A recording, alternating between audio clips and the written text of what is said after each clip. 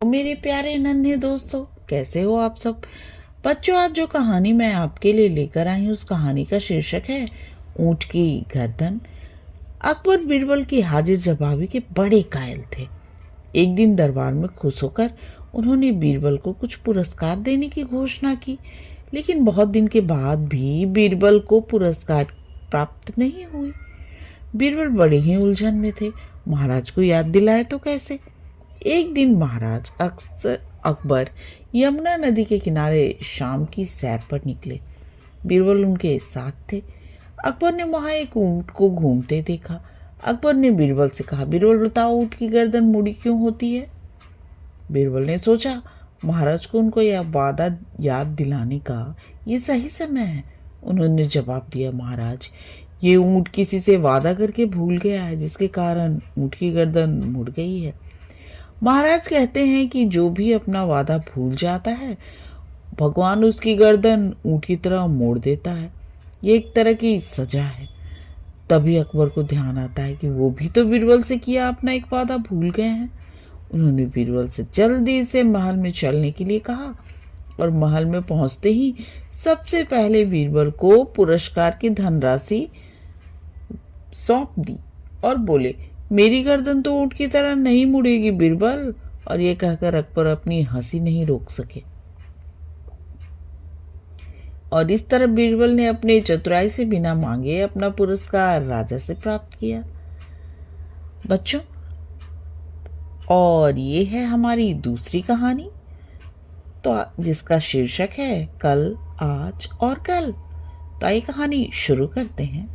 एक दिन बादशाह अकबर ने ऐलान किया कि जो भी मेरे सवालों का सही जवाब देगा उसे भारी इनाम दिया जाएगा।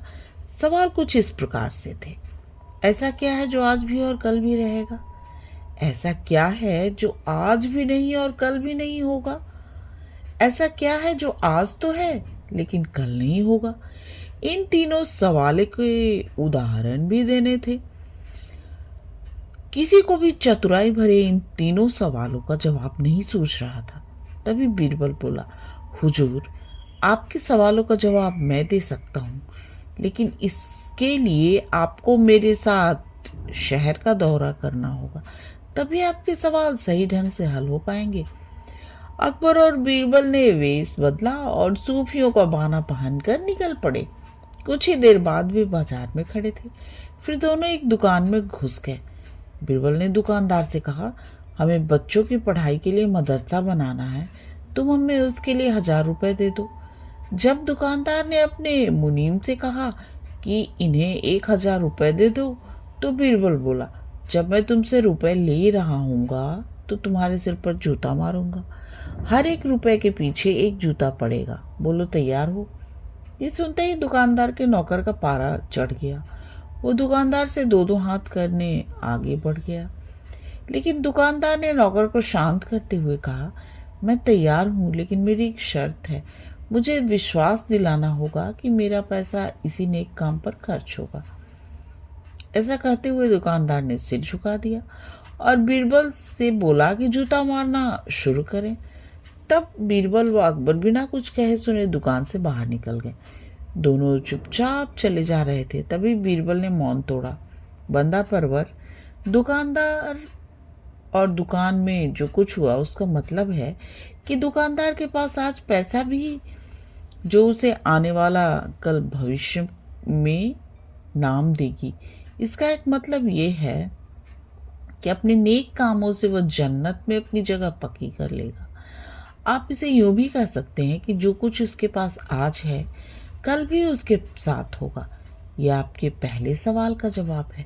फिर वह चलते हुए एक भिखारी के पास पहुंचे। उन्होंने देखा एक आदमी उसे कुछ खाने को दे रहा है और वो खाने का सामान उस भिखारी की जरूरत से कहीं जाता है।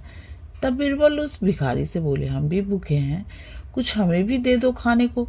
ये सुनकर भिखारी बरस पड़ा, भागो यहाँ से, जाने कहाँ से आ जाते हैं मांगने। तब बीरबल बादशाह से बोला, ये रहा हुजूर आपके दूसरे सवाल का जवाब। ये भिखारी ईश्वर को खुश करना नहीं जानता।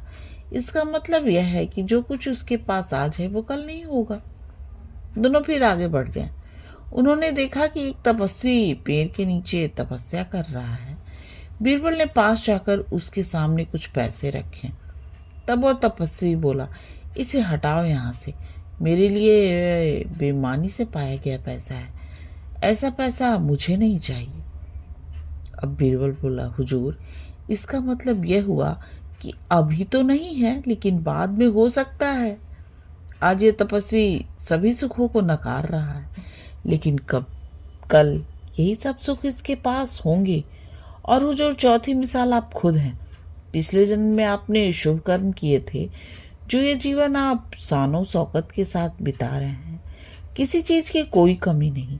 यदि आपने इसी तरह ईमानदारी और न्यायप्रियता से राज करना जारी रखा, तो कोई कारण नहीं ये सब कुछ कल भी आपके पास न हो।